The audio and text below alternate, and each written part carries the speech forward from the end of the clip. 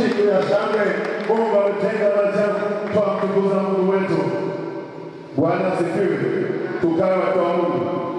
Kwa washirika wa kanisa hili, nataka tufikie mahali ambapo tujali kumpenda Mungu, tujali kumheshimu Mungu, tujali kwa Mungu wetu ni mwaminifu. Maana tulishafunuliwa toka mwanzo wa mwaka kwamba mwaka huu ni mwaka wa sherehe, ni mwaka wa furaha, ni mwaka wa raha. Haleluya! Wakati nasema hili, yamkini ushirika sema mchungaji amefundisha, lakini kama tumshauri na mshukuru Mungu anayethibitisha maneno ya utumishi wake, maana hii kwa zaidi ni harusi ya nne. Hebu mshauri makofi. Kwa mwaka ni harusi ya nne, kwa sababu ni mwaka wa sherehe. Tusome neno la Mungu linalopeleka kuitambua siku ya leo kwamba inathibitisha neno la Mungu ambalo kulipewa kuliangalia yako hakuna mazito yanaweza kujitokeza, lakini nasikiliza elewa kwamba ni mwaka wa furaha, ni mwaka wa raha, ni mwaka wa Mungu kutuona kwamba tunamwelewa. Tusome katika Esa mlango wa 9 kwanza mstari wa 17.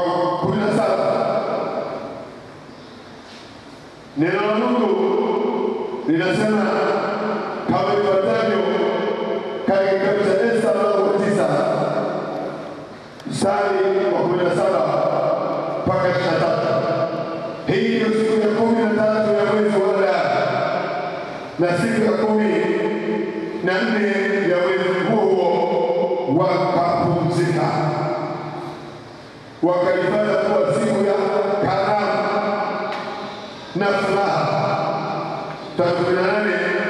Lakini Wayahudi washusha walikusanyika siku ya 13 ya mwezi huo na siku ya 14 pia na siku ya 15 ya mwezi huo wakapumzika, wakaifanya kuwa siku ya karamu na furaha.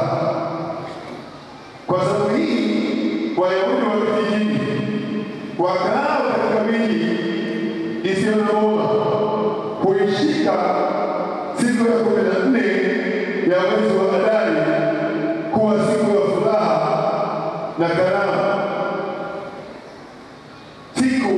sikukuu ya kupelekeana zawadi. Sura 20. Basi Mordekai aliandika maneno haya na akapeleka barua kwa Wayahudi wote waliokaa katika majimbo yote ya mfalme Ahasuero, walioko karibu na waliokuwa mbali, kuwaonya wazishike siku ya 14 ya mwezi wa Adari na siku ya 15 yake mwaka kwa mwaka, ambazo ni siku Wayahudi walipoipatia raha mbele ya kanisa na mwezi uligeuzwa kwao kuwa furaha badala ya huzuni na kwa sikukuu badala ya kilio. Wazifanye siku hizo ziwe karamu na furaha na kupeana zawadi za kuwapa masiri vipawa. Mzee Samuel, shukuru mpaneni. Ni jioni ya furaha ambayo tunaifanya ya Baba. Hii ni siku mpya machoni kwetu, lakini wewe ulijua toka mwanzo wa ukali wako. Asante kwa sababu ya tukio hilo ambalo Mungu umeliahirisha mbele ya wanadamu na watu wote wanaotumikia. Mungu, tunaenda kutusaidia mambo yote yaliyoko mbele yetu, mipango yote ambayo iko mbele yetu, shughuli nzima ya leo Mungu tunaikabidhi mikononi mwako. Asante Jehova kwa sababu ni mwema na mwaminifu. Utatenda sawasawa na makusudi yako ili kusudi lako liweze kutimia, katika jina la Yesu tunakushukuru. Amen. Na yote nitazame ni Mungu wa shaba, ni Mungu wa uweza, ni Mungu anayejali, ni Mungu anayejaa huruma, ni Mungu anayegeuza huzuni za wanadamu kuwa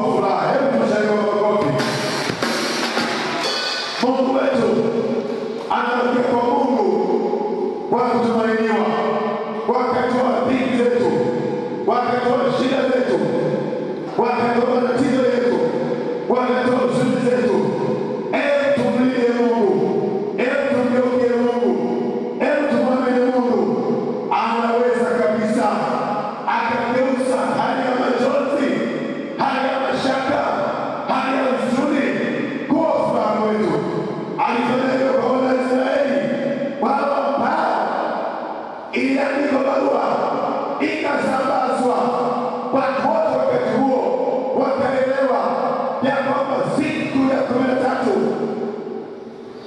ya mwezi wa kwanza ndio siku ya maangamizo ya Wayahudi wote, kama ilivyokusudiwa, kama ilivyopangwa kwa hila na mtu aitwaye Haman. Haleluya! Bwana asifiwe. Nani ajuaye wako wanapanga hila ya maisha yako, wako wanapanga hila ya maisha yako, kuna watu wanapanga hila ya familia yako, lakini mwangalie Mungu aliyeweza yote, mwangalie Mungu ana nguvu na uweza, aliyetumaini kwa wote, aliyegeuza kubadilisha huzuni za kwa na mageuzo yao, akageuza kwa furaha, akageuza kwa shangwe, akageuza kwa karamu. Na tunaona ambavyo hawa walikuwa wamefunga siku 3 mfululizo kwa amri ya Esta, Mungu akageuza siku ya 13 iliyokuwa ya kuangamizwa wao ikawa siku ya kuangamizwa Haman na familia yake Mshalimorogoni. Mwanadamu chini ya jua, mgeukie Mungu, mpende Mungu, mche Mungu, mwamini Mungu, utaweza jambo lote. Pasipo Mungu, Mungu peke yake ndiye msaada wa wote wanaotumainia. Mungu peke yake ndiye aliyejaribu kuliko yote, yeyote anayeweza kusaidia. Mgeukie Mungu, mche Mungu. Mungu aliwashindia wana wa Israeli waliokuwa haya kuangamizwa, atakushindia hata wewe. Bwana asifiwe. Amemshindia Nikasi. Haikupita kitabu jana, haikupita watu amekabiliana na madai ya mbalimbali, haikupomwangalia Bwana. Bwana amemshindia, Bwana akamwongoza, Bwana akamwonyesha kwamba katika wanawake wote Mungu aliyowaumba yuko mmoja tu, aliyehaya Nikasi, na yule si mwingine ni Maria.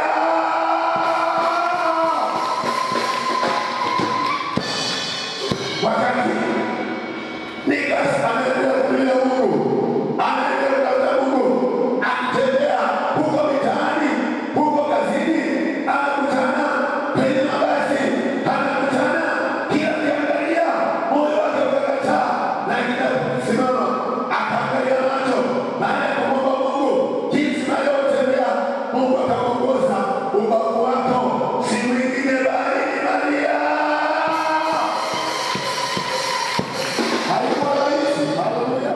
Haikuwa rahisi.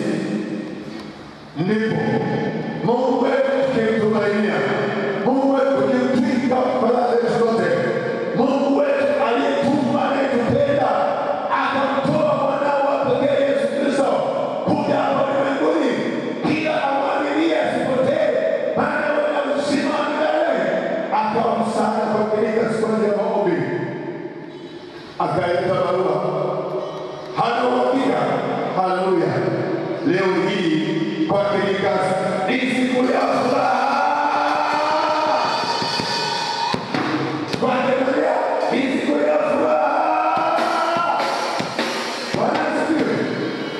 Niwashukuru wote mliokuja kushuhudia vijana wetu hawa wakiona namna ambavyo Mungu ameshakupa juu yao. Maria akitembea historia yake kama mwanadamu, ikawa mahali ambapo alihitaji kupata mwezi wake, utakuwepa. Mungu aliyekuwa unafika wakati kuhitaji mwezi wake kupata hizo, unapokosa kwa uzuri, lakini kwa Mungu aliyekuwa uzuri kwa furaha. Haleluya. Akageuza uzuri zako hata wewe, huzuni zako zote unazopitia kwa jina la Yesu Kristo, Bwana geuza kwako kwa furaha. Maana kama alifanya kwa Nikasi, kama alifanya kwa Maria, akafanya kwako pia. Bwana asifiwe. Namshukuru Mungu kwa sababu wakati tunajiuliza Mungu wake 2015 unaona namna gani kwetu, tutarajie kuona nini katika mwaka 2015? Maana mwaka hajui tunakuelekea mwaka 2014, tulione kwa mwaka wa kushindishwa. Haleluya. Mwaka 2014 kwa sababu namba 7 maana yake kushiba. Haleluya. Sasa 14 ni 7 mara 2 tukaona na watu wanashibishwa kweli kweli. Tukawa tunajiuliza sasa kumwaka uliona kushibishwa 15 na nini, ndipo Bwana akaangalia kujua bila mashaka kwamba ni mwaka wa sherehe. Wageni tunaotembelea wangapi leo hapa ni maneno ya kwanza kule kutoka wewe hapa mtanisaidia najua lugha ya Afrika. Kwa hiyo wengine hapa wanaonyesha kwa kile baraka wale leo baraka kwanza umekaenda sana kutoka kwa shamba safi kabisa ni namba wanaonyesha. Kwa hiyo na mleko mnakuja mulisikia hebu mshaki wa makofi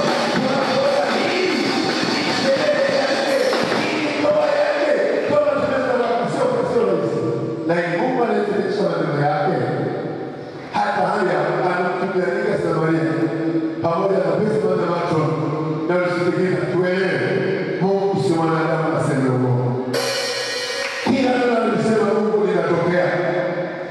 Na ndio maana anasema kila amwamini Yesu Kristo hatapotea. Baada ya kelele ya Yesu anakuwa msemo wa milele. Hiyo ni kweli. Kama ilikuwa mwaka huu tunauliza Mungu ni mwaka gani, tukakuta kwamba wenzetu wana wa Israeli ambao barua ziliandikwa waweze kuangamizwa. Kila kimetangazwa kule Uhamishoni, kule Uajemi, kule Babeli waliokunaishi, walitangazwa mji wote kwamba siku ya 13 ya mwezi wa kwanza hawa jamaa wote hakuna atakayekuwa hai, wote kuangamizwa. Walikuwa wamekaa mkao kwa kukata tamaa, wamekaa mkao kujua kwamba Mungu tu pekee anaweza kuwasaidia, lakini Mungu aliyekaribu na wote wamchao. Mungu aliyekaribu na wote wamtafutao. Mungu asema wote wamtafutao hawa kama ni kucheza na tukitaji. Ukimtafuta Mungu, ukimwamini Mungu katika ulimwengu huu uliojaa mapungufu, uliojaa michanganyiko, ukimpenda Mungu, ukimtii Mungu, ukimfuata Mungu, ukimtumikia Mungu, utakuwa na kitu chema unachokitaji. Kile kitu chema unachokitaji Mungu atakupatia.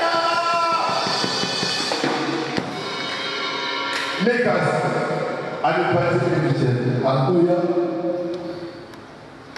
Mungu alipatia Nikas kitu chema. Biblia inasema apataye sote apataye kitu chema.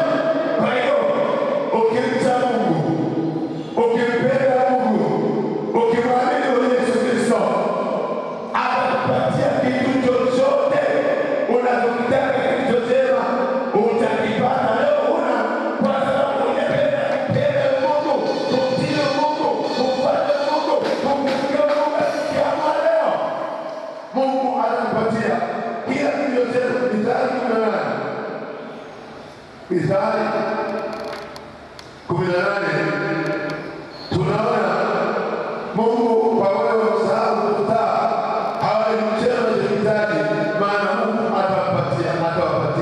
Alimpatia Nikas. Mithali 18:22 ndio anasema apate kitu chema. Mstari wa makofi unaelewa? Shangilia kwa makofi. Sisi ni ukagana kama mwanadamu ulifika mahali hapa, lakini nataka nikwambie badilika.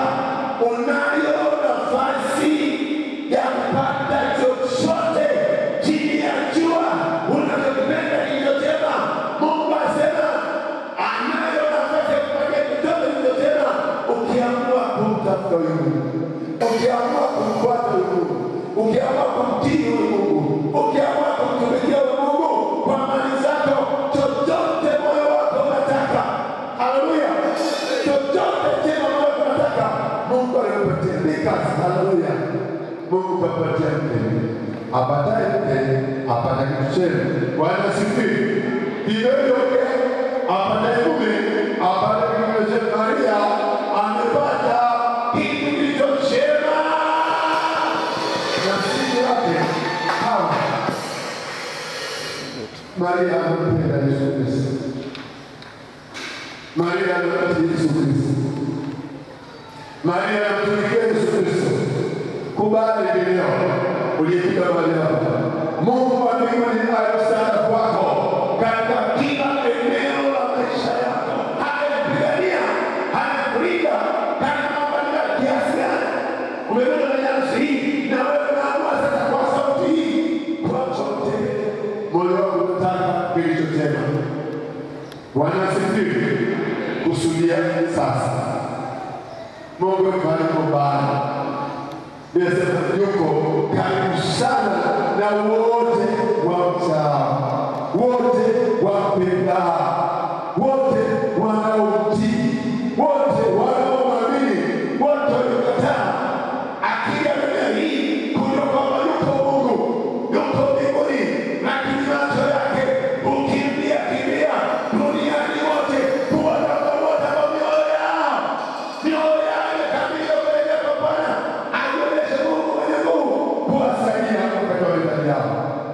Ndugu yangu, Mungu amekuleta hapa, tunaona kama Mungu, tunaona kwa Mungu, kwa sababu wakati tunaanza kukaribia kanisa kwa mwaka wa 2015 ni mwaka ambao kwa nguvu ya maandiko Mungu anaenda kuachilia raha. Mungu anaenda kuachilia sherehe. Mungu anaenda kuachilia kustareheshwa.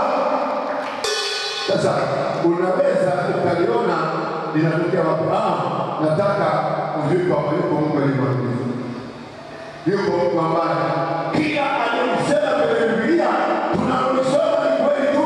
Kama nilivyosoma siku ya 14, siku ya 15, wana wa Israeli baada ya kwamba Mungu amewatendea juu ya maangamizi yalikuwa juu yao siku ya 13. Maana kwa walikuwa waangamiwe siku ya 13, Mungu akageuza kibaya.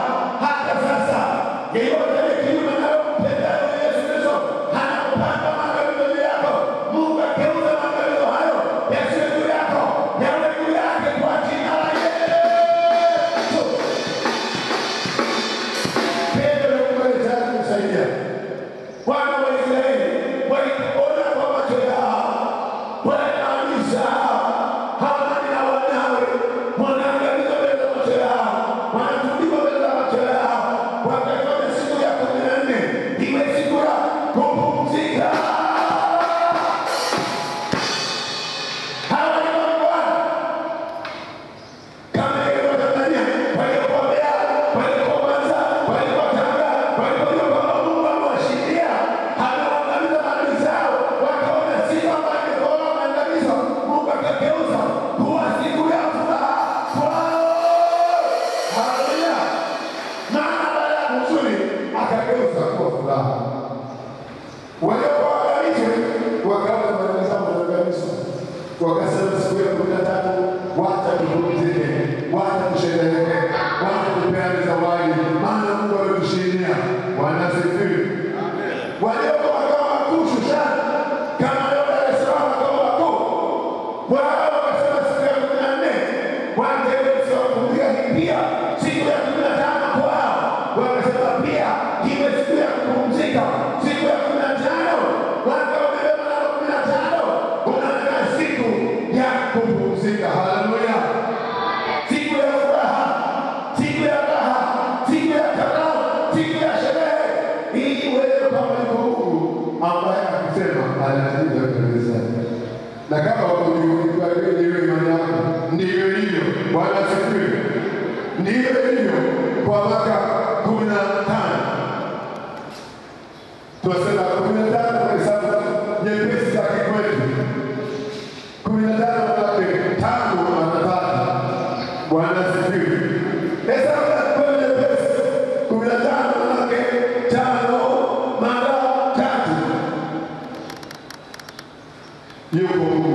anayekungojea. Kiasi gani unathamini uhai aliyekupa? Kiasi gani unathamini yuko Mungu aliyekuwezesha kufika ulipofika? Yuko Mungu anayekungojea. Kiasi gani unajua hukuleta kwenye mbinguni? Mungu amekuleta kwa mpango kamili, kwa makusudi yake. Umefungua moyo wako kiasi gani? Makusudi ambayo Mungu alikuumbia upate kuyatimiza ukiwa ulimwenguni. Fungua moyo wako. Hapo ulimwenguni Mungu alikuleta kwa kusudi. Ana mpango mzuri. Anakuwazia yoneno mawazo ya kufanikisha katika siku zako za mwisho. Huyu Mungu mwenye mawazo mazuri na mbele ya maisha. Wewe una uhusiano gani naye? Mpokee Yesu Kristo. Mpende Yesu Kristo. Hii sio hadithi ya kawaida. Ni hadithi, ni jambo la kweli. Ni uwezo wa kubadilisha maisha yako. Maisha yako yanashangaa yanabadilishwa. Wakati naishi kama wengine, nikifanya kazi serikalini, niko kama mkuu hesabu ya ndani, katika chief engineer. Fanya kazi chief engineer kwa muda mrefu.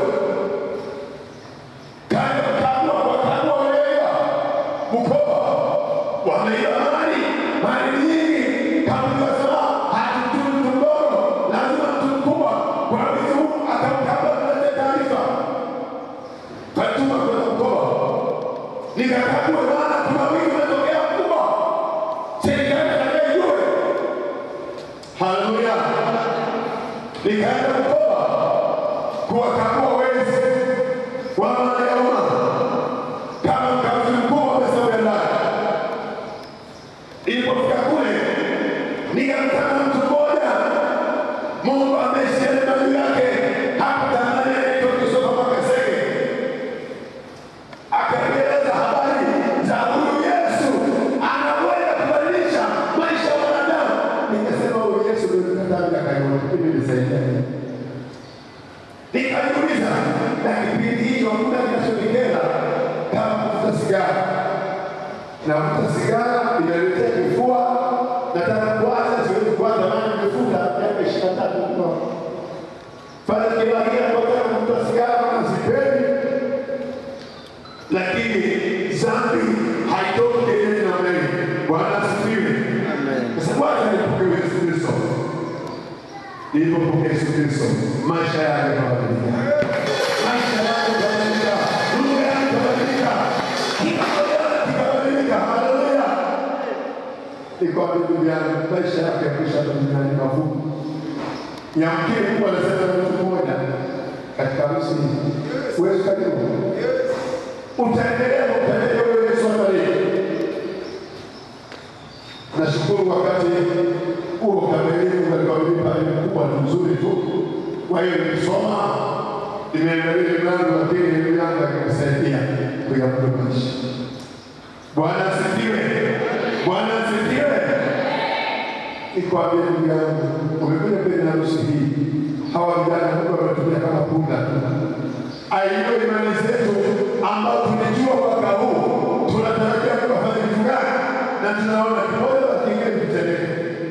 Mungu wetu anataka akutendee mambo mazuri kwa maisha yako. Akutunze kama baba. Akujali kama baba. Ahusike na maisha yako. Ahusike na biashara yako. Ahusike na familia yako. Mpe nafasi. Kiasi gani unafungua moyo wako. Hawa walishafungua moyo yao ili mchungaji wao. Kama kupitia harusi hii unataka Mungu akakupatie kila kitu chema ambacho unatamani. Unaweza pia hata kwenye ibada hii ukasema yatosha. Kama ulivyosema wewe mkopo. Kasema yatosha. Tangazamu yetu atalini. Hana msikia uko mbali. Samjanga ufikia uko liko. Kamera penda kwa anasema yatosha tangazamu yetu atalini. Kule uliko Yesu anakutembelea. Na wale wanaoangalia katika television yetu katika YouTube, nikwambie wakati wako wa kuyaona mambo mazuri katika maisha yako ni leo. Pale ulipo, hata kwenye simu yako,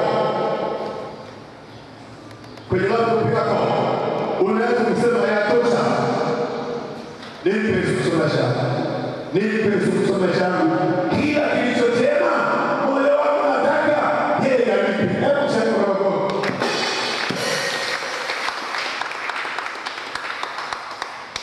Wamchao Bwana, yani wale wapendao Mungu, yani wale wanaotafutao Mungu katika maisha yao, hawana kichema chochote wanachokihitaji, maana Mungu anawapatia kile kilichema wanachokihitaji.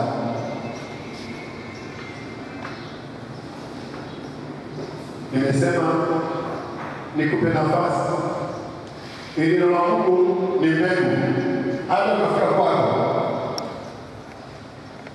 Mungu aliyekusaidia katika maisha kwa huyu Mungu. Kubali. Mungu akusaidie hapo ulipofika. Mungu akuvusha hapo ulipofika. Mungu akufanyie mambo hapo ulipofika. Amala kesho tunaenda hapa. Nafurahi kuona pia.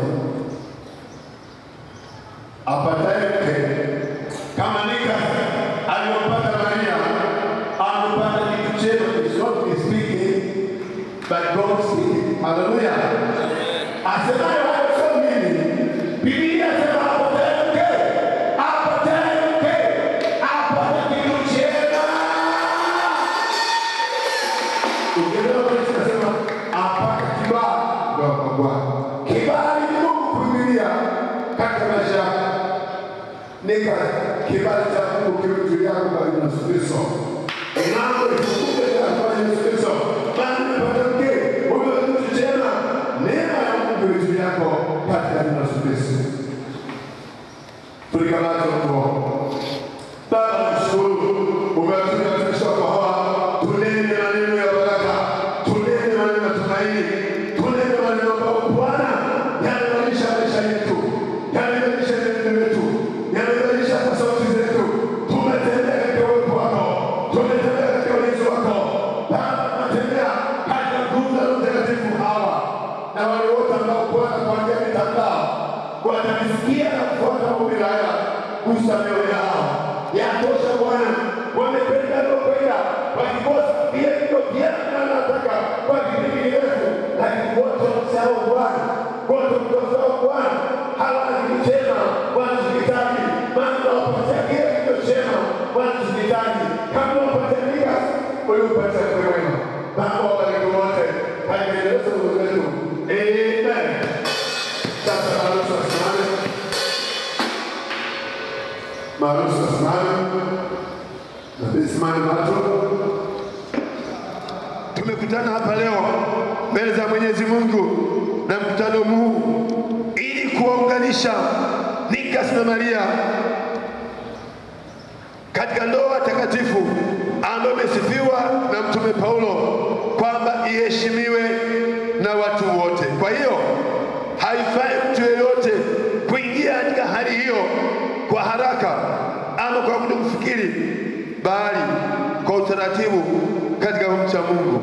Watu hawa wawili wataka sasa kuingia katika hali hiyo takatifu, na mtu yeyote akiweza kuonyesha sababu ya haki watu hawa wasiunganishwe kwa halali, aseme sasa au anyamaze siku zote. Ni nabii wake.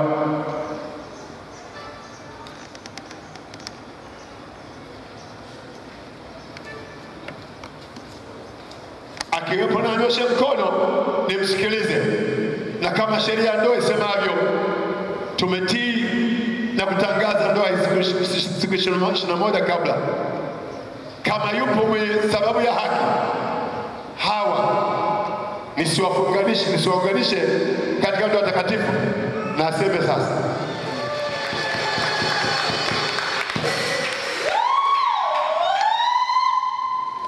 Kwa hiyo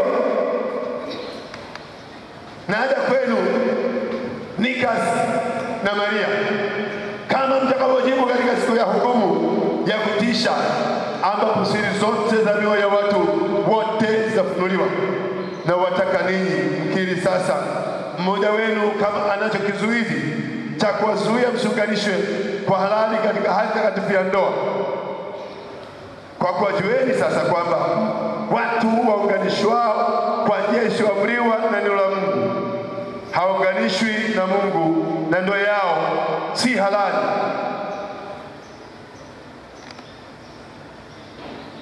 Je, Nikas Charles wapenda kuwa na Maria Agustino mke wako wa kumwoa, mkae pamoja kama ilivyoamriwa na Mungu katika hali takatifu ya ndoa? Utampenda na kumheshimu, utamlinda na kumtunza katika hali yoyote ambayo Mungu atawaweka, na wengine wote utawaacha na kuwa naye yeye peke yake siku zote mtakazoishi yote wawili? Sema, nitafanya hivyo, Mungu anisaidie.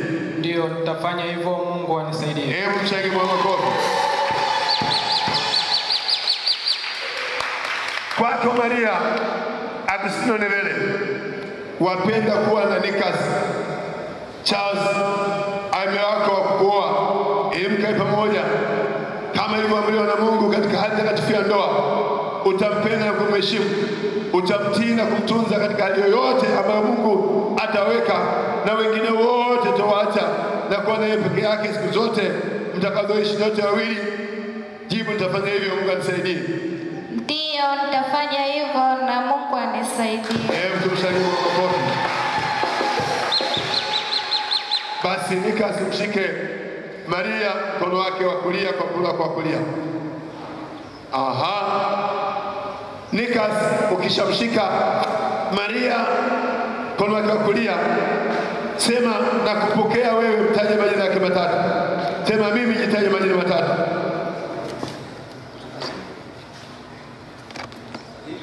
Nikas, jitaje majina matatu. Sema, mimi, jitaje majina matatu. Mimi Nikas Charles Maketa. Nakupokea wewe. Nakupokea wewe. Mtaje majina matatu. Nakupokea wewe Maria Agustino Nevele. Uwe mke wangu wa halali. Uwe mke wangu wa halali. Kuwa naye siku zote. Kuwa naye siku zote. Kutoka leo. Kutoka leo. Katika hali zote. Katika hali zote ambazo Mungu atatuweka. Ambazo Mungu atatuweka. Nitakupenda. Nitakupenda. Na kukulinda. Na kukulinda. Siku zote. Siku zote. Tutakazoishi. Sote wawili. Sote wawili. Hebu shangilia kwa makofi. Kwa hiyo, sema, kwa hiyo nakupa nadhiri yangu. Sema, nakupa nadhiri yangu. Nakupa nadhiri yangu. Tulia hivyo hivyo. Sasa na wewe Maria, sema, mimi, jitaje majina matatu.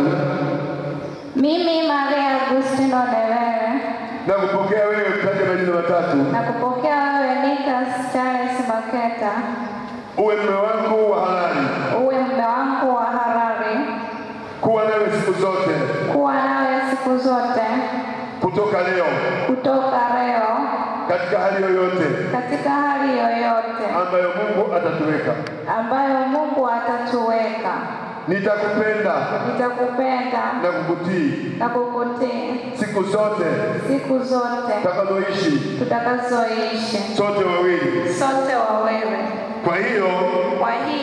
Nakupa. Nadhiri yangu. Nadhiri yangu. Hebu mshangilie kwa makofi. Sasa nakuja kwako Nikas, na nadhiri uliyosema utampa. Ishike nadhiri hiyo sasa.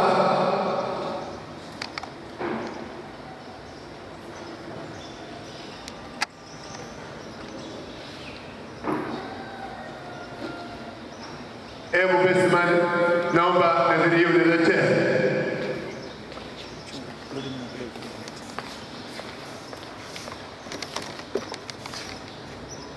Jamani, pete nzuri ya dhahabu ya thamani, haina popote na popote imeunganishwa. Kielelezo cha upendo wa Nikas kwa Maria siku zao zote, kama ilivyoahidi katika kiapo hiki. Hebu tumshangilie kwa makofi. Pete nzuri mno. Sasa kambalisha akisema neno haya. Patie ambalishe akisema neno haya.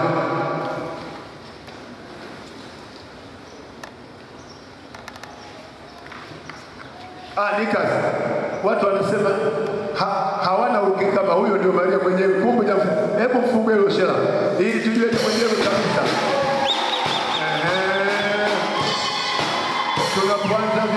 nataka tuwe na uhakika unaposema yote ya viapo ni baada ya kuona wakati mwenyewe, isiye ikawa ni lea. Amen. Na wapiga picha safi kabisa. Sema maneno haya sasa na kumvalisha pete.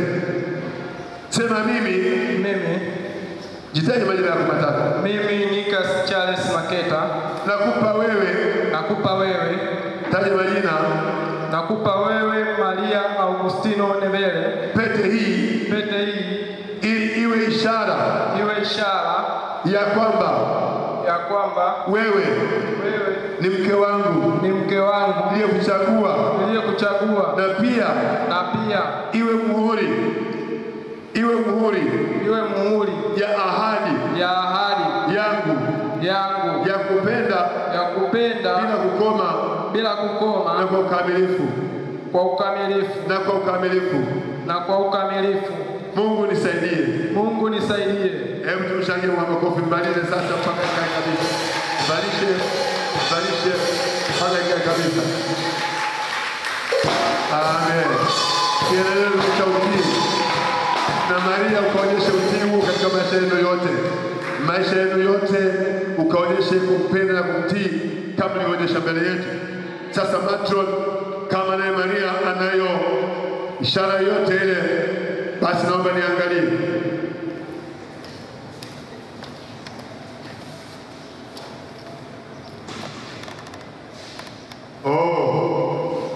Ningetamani kila mmoja ashuhudie ni pete moja nzuri sana ya dhahabu ya thamani sana, ni nzito vilivyo. Hakika ni kielelezo ya vile walioweza kuapa kwamba atampenda katika maisha yake yote bila kukoma, maana hakuna popote panapoonekana palipounganishwa. Sasa macho nimpatie Maria mvalishe Nikas pete hii kama walivyowapa. Amen.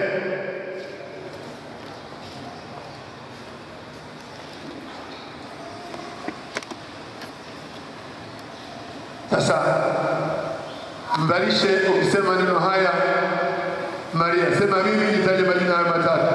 Mimi Maria Agustino Nevere. Nakupa pete hii. Wewe.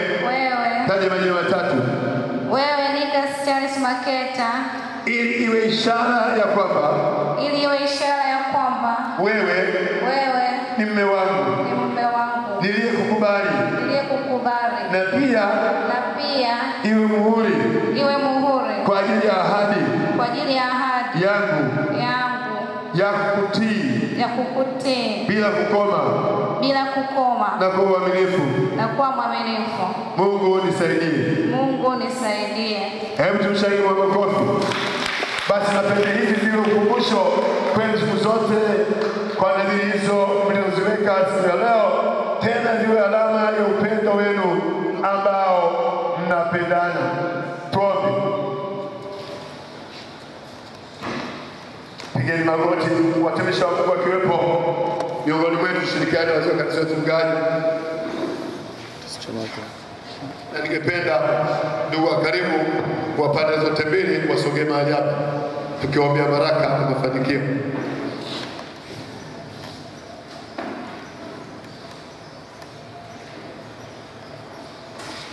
Macho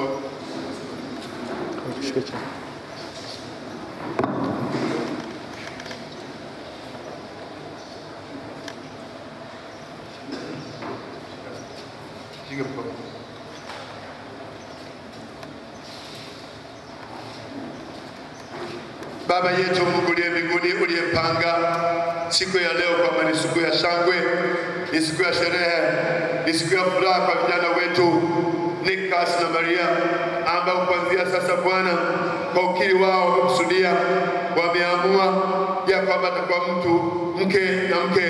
Baba, tunaomba baraka juu yao, ukawajalie Bwana kuishi maisha matakatifu, maisha ya furaha, maisha ya raha, maisha ya kupendana na upendo wa undugu. Bwana usikome, ukiwajalia wana wa kike, wana wa kiume, neema yako ikishuka katika maisha yao, milango mbalimbali kafunguke ya mafanikio katika jina la Yesu Kristo.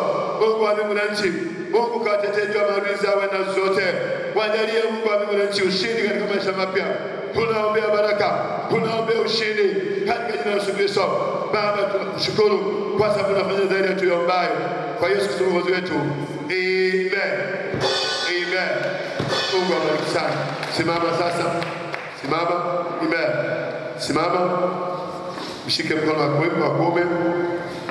Shikana. Amen. Wageukieni watu kule.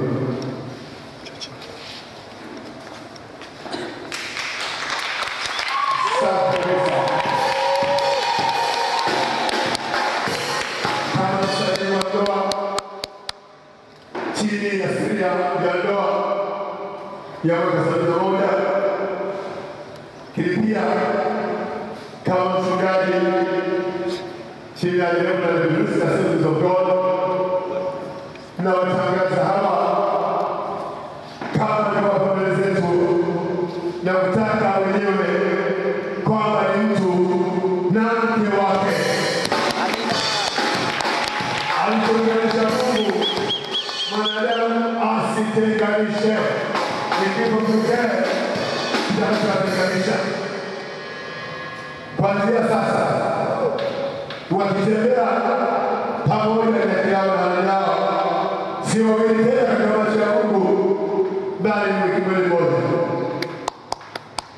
Amen. Wapungia watu mikono sasa, wapungia watu mikono, wapungia watu mikono. Kwa hiyo wazazi wa pale wote ndio wanawaga, wana sadaka zitaambatana na Maria. Hawa sio wawili tena, wataenda kufanyika wawili mmoja, wakitengeneza nyumba yao, serikali yao, maisha yao. Ili kuombea kuwatakia hili, mmefanya kazi nzuri ya kuwalea, wamefika mahali hapa sasa wapeke huru kwa kwenda kuita maisha yao. Basi niombe wakati tunaenda kusaini vyeti vya ndoa, niombe viongozi wa kanisa Sangwe aweze kushukuru Mungu kwa ibada hii, ili pia kuweza kuombea matoleo. Mato na Desmond akiwashukuru hao sasa hapo wakati ibada gani Innocent kwa Innocent. Wakati Innocent anapoipo. Shukuru Mungu sana. Baba, katika jina la Yesu tunakushukuru kwa ajili ya shughuli nzima ya leo. Asante Bwana kwa ibada ya ndoa, ibada takatifu ambayo Mungu ulijua kabla ya misingi ya ulimwengu. Tunakushukuru kwa ajili ya mambo yote ambayo tulianza na wewe mpaka sasa hivi tunapoelekea Bwana kwa ajili ya kukamilisha tukio hilo. Mungu onekana juu ya utoaji huu Bwana, watu wanapoenda kutolea sadaka kwa ajili ya kulitukuza jina lako. Asante kwa sababu ya wema wako, achilia baraka zako juu ya utoaji. Katika jina la Yesu naomba na kushukuru. Amen. Wakati wao wanakuja kujaza kusaini vyeti vya ndoa, Matro na Besman walete hapa sasa waje wasaini vyeti vya ndoa.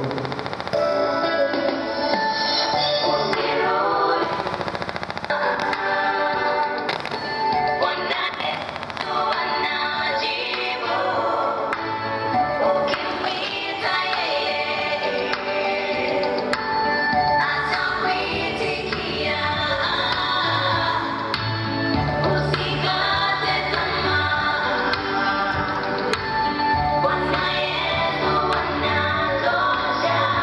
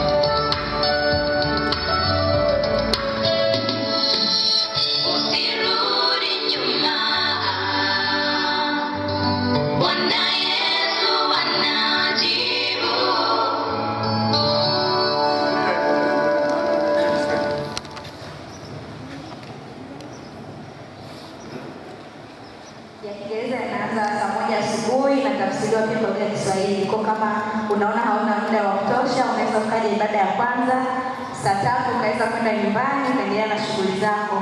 Na pia kama utapenda zaidi, kuna ibada ya pili inayoanza saa 4. Ukiwa hapa pia tutabarikiwa kuwa na wewe. Karibuni sana, tunapenda wageni. Mungu awabariki.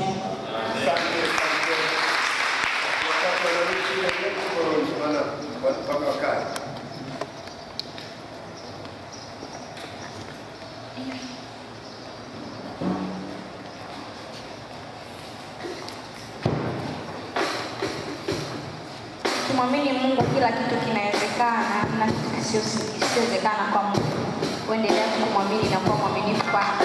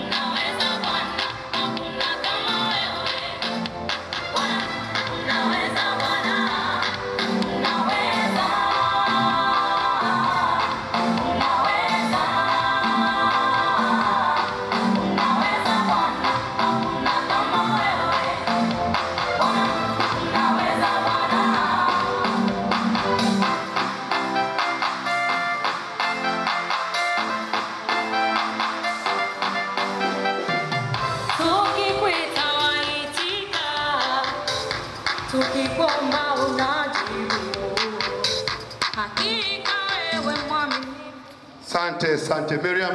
Sasa best man wasimamishe, tuwakabidhi vyeti vinavyothibitisha kwamba Maria kuanzia sasa ni mke halali chini ya sheria ya ndoa ya mwaka 71 na marekebisho yake wa Nikas South.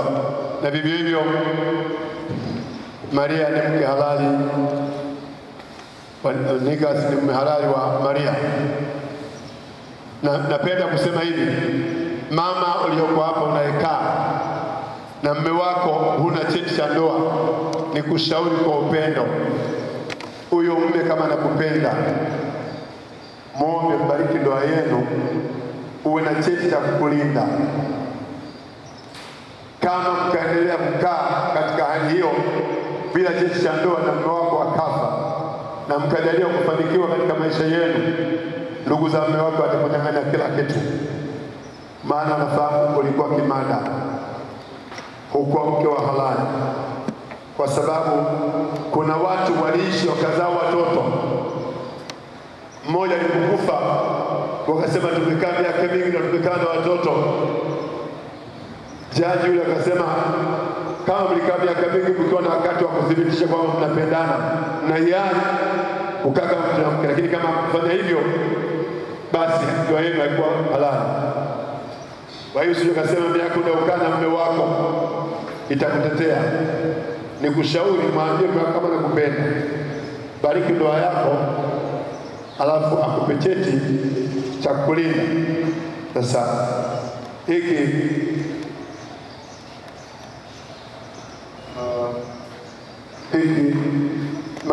Maria ni cheti chake, mwamini vitu vyote ni kazi, lakini cheti hicho mwambie utakitunza wewe mwenyewe. Umenielewa? Ni ulinzi wako, ni uhalali wa huyu mke wako wa halali, ni ushahidi wako kwa kuwa Mungu ameunganisha, hakuna atakayewatenganisha. Because cha kwako kitunzi. Akaja Lausa ataka kupora Maria, itakulipa kwamba ndio shahidi kwa Maria ni kwangu kwa halali. Hebu tumshangile kwa makofi kwa vijana wetu wamejitunza, wamemtii Mungu wao.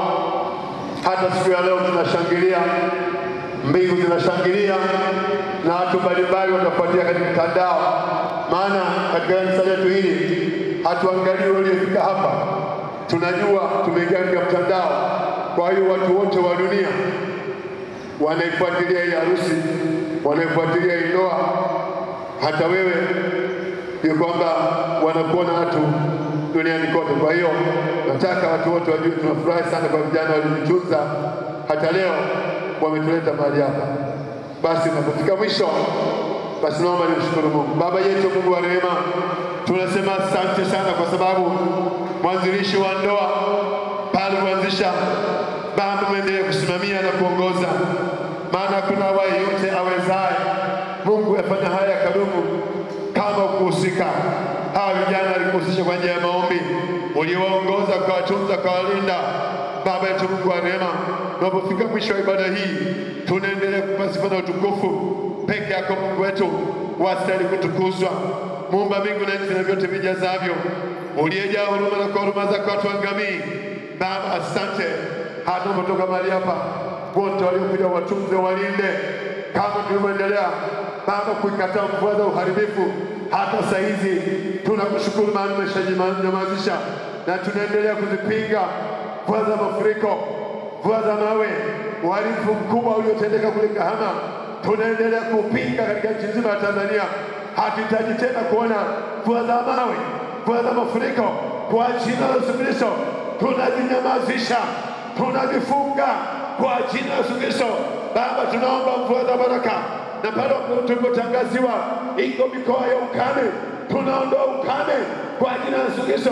Katika mikoa hiyo tunaamuru mvua za baraka, mvua za kawaida, mvua za kiasi zikanyeshe kwa ajili ya Mungu. Sasa kilimo kinaendelea sana mvua. Baba usema asante, wanapoelekea kutoka hapa kwa kweli yao tuende kuwalinda katika jina la Yesu Mungu wetu. Amen. Amen. Sasa tunatoka, lakini akiwepo yeyote ni upande wa bwana harusi mwenye neno kusema. Baada ya hapo, sio lazima. Kuna kijana mmoja aliyebariki sana moyo wangu. Siku ameoa, hakuwa na reception, hakuwa na mtoto kile, kamchukua mke wake kaondoka, ndio kwenda mjua wao wenyewe wanaendelea na maisha. Kwa hiyo imetokea hiyo, kama leo nikasa anasema jamani, sishauri nimepata mke, wala usifuate wala usifuate kwa simba. Maana tunataka nione. Na kama kuna yeyote mtazamaji bado unataka kusikia kama yuko pale nikasa kusema kama yuko. Asante. Yaani wewe unafika hapa unataka kuyafahamu matukio ya kanisani kwetu kwa njia ya mtandao. Kwenye YouTube ukiandika Wakigoma TV utaiona kanisa la Kibaraka na matukio mbalimbali ikiwemo na harusi hii. Utaiona vifuatio kwa karibu. Kwa hiyo wakati kupata mkanda wake, bado mkanda wa harusi hii na mahubiri haya utayaona katika mtandao. Kama kumeandika Wakigoma acha nafasi hapa andika TV, basi utaona matukio mbalimbali ya kanisa la Kibaraka kote kwa kweli tunafanya hapa, utayaona. Ili kwa ndugu yetu pale mwalike aseme ndio. Karibu sana. Kwanza baba, tukaje kufunza. Amen. Kwa kuongoza kanisa hili nzuri, na meza wetu hapa wanasema kuonyesha kwamba kumbe wanataka wazazi kufurahi na kabisa waliofikia hadi hii. Ya kuweza kufika hapa kukabidhi kwa Mungu. Amen. Na ni wachache sana ambao wanataka jambo hili. Amen. Kwa hiyo napenda kushukuru kwa nafasi ya pale na wazao. Amen. Sina mengi sana kuongea, lakini nasema wazee wako karibuni sana. Amen. Tuko pamoja na tutashirikiana pamoja kwa hali yote ile. Asante sana. Hebu tushangilie kwa makofi. utaratibu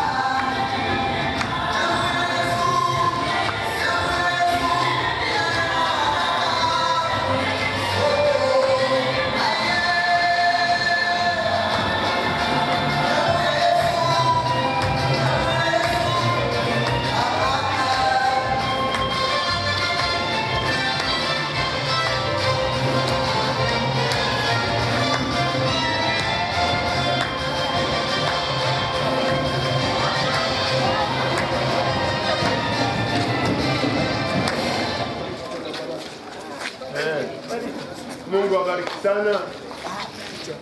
Kama picha zimechukuliwa basi wape nafasi kabla kuwa hajaonekana tena akapate kumbukumbu za sehemu nyingine. Lakini kama ndugu hujachukua nao picha hiyo mahali hapa, umekuja mbele shughuli zao, chukua picha moja nao.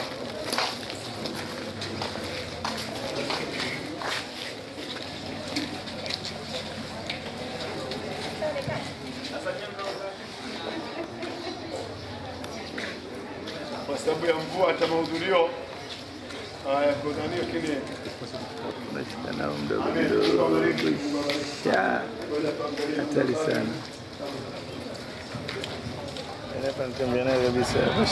Unaona kutembea na wewe kwenye worship hizi ndio zinahitajika hizi. Unaona hiyo ndio lakini sasa kwenye worship hizi hizi za kutembea kwenye worship ndio zinahitajika sana. Alafu na hizi chini hivi. Kuna hii kuja hii. Unainuka naye.